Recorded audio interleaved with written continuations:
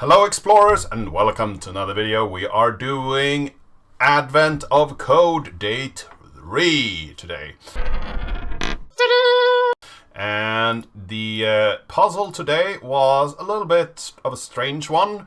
It was a lot of jumbled wires and they were going inside of a grid, and you needed to follow instructions through the grid, up, down, left, right.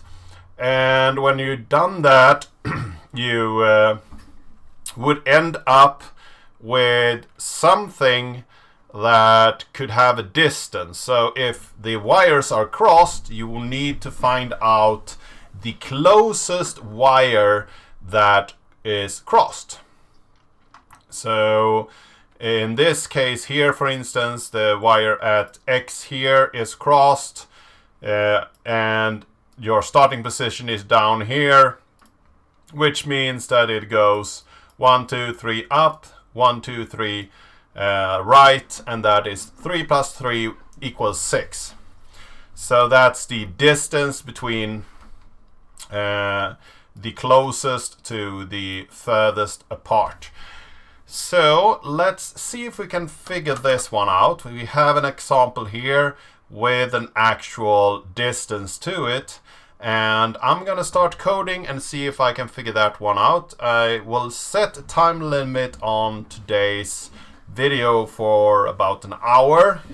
That's an hour in my time because I need to get some sleep as well. It's quite late. But I'm gonna start coding now, speed up things, and see if we can solve this one tonight or if I will leave it for tomorrow.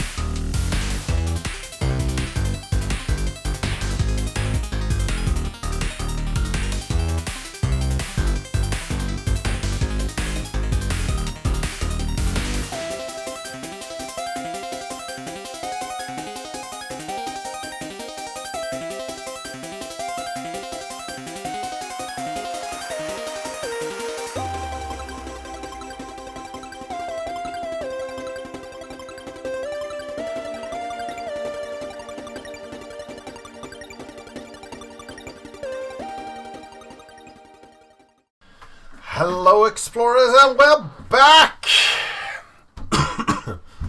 Yeah. So this took a while, and now we have a result of 280, and I've spent my hour that I set out for this, so hope that we got this right. It's the right answer. You get a gold star. You get a gold star. You get a gold star. Oh, nice. So let's check at my little code here. And this took me a long while to actually figure out. First off, I created a large grid. And I thought, okay, I will create an int grid, a lot of integer numbers. And if I see that the paths actually end up in the same place, then I will get a 2 there because I've put a number in. The problem with that solution, first off, I didn't understand that there were 2 paths. So I just ran one path through and got very weird results when I actually figured out, okay, there are 2 different wires that need to intersect in some way, and we want to find the nearest intersection. Then I created a grid. I ran through this and just traced out where all the wires went through the grid and saw where 2 wires actually made through the grid. But I went into the problem with the idea that I would have enough memory to actually run the full solution.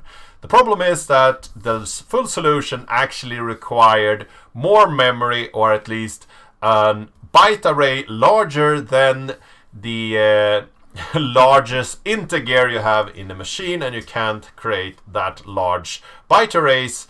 At least my IntelliJ didn't want me to do that, or my Java version. So I ended up implementing another solution here where I tracked each visit as one class. I have actually a new class here which is visits, and one visit is one position x and y, and then I will track each visit, and I have equals and hash codes and compare 2 functions in order to compare these visits with each other. And then I started up my function here by having a start position somewhere in the large universe. I created 2 paths here and set them both to null. I read in the puzzle data from puzzle 1, and for each line I split them up into steps, and then I set my start position here. Because I will run it through 2 different paths, I needed to reset the start position. For each step I will get the direction, and that's the first letter, and I need to also get the amount of steps to go in that direction. And then I will do a for loop that will loop through and go as many steps as required in that direction. And if it's right, then we will plus the x coordinates. If it's left, we will minus the x position. And if it's up, we will plus the y. And if it's down, we will minus the y. And then I will add a visit for each time that I did a change in any direction. And if I went through all of these steps up here and came down here and my first path was not set, I will set the visits array to, or list to that first path, else I will set it to the second path. And when I'm done with this larger function up here, I should be having 2 different paths.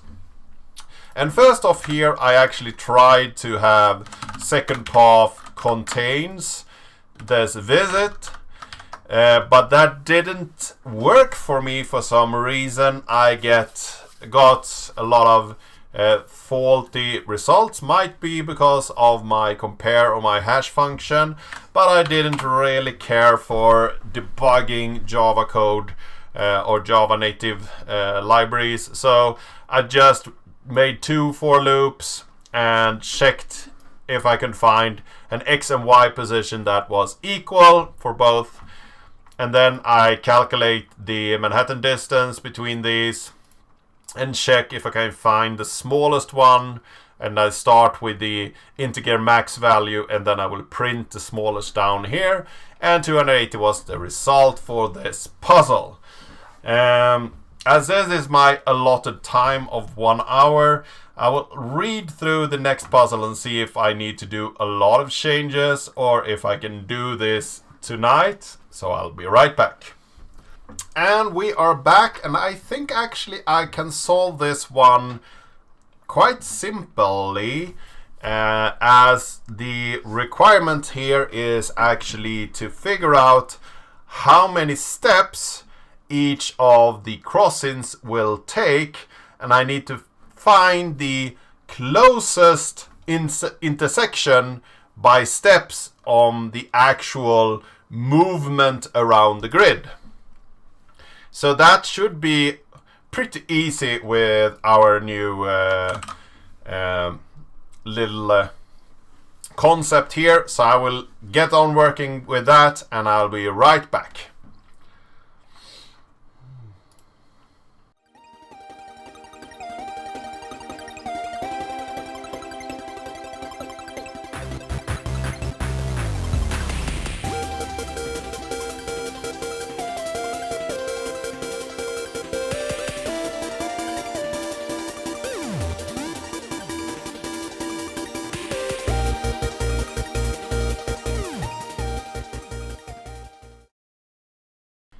And I'm back, and I think I have actually solved it now. There were a few small changes here. I created an integer of the total steps I needed to take. And then I ran the same calculation here, but I added steps to the visits.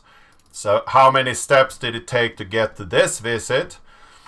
And I had to add that to my class as well. And then in these loop here, when I found something, I removed this Manhattan distance and just added the total steps together. And then I checked to find the smallest amount of steps.